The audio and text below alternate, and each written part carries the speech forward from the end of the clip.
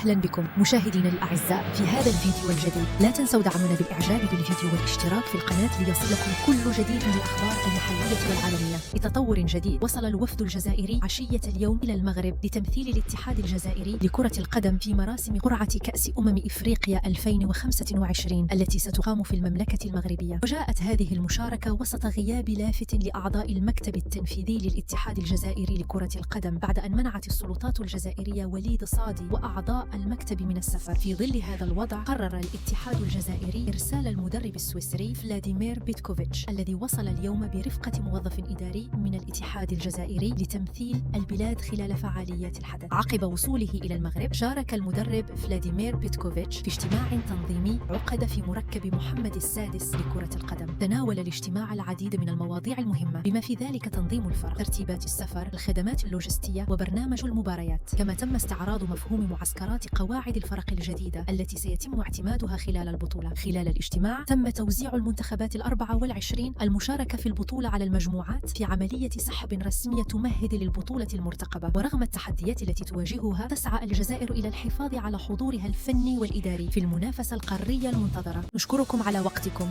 تابعونا دائما للحصول على أحدث الأخبار عبر قناة النبض الإخباري.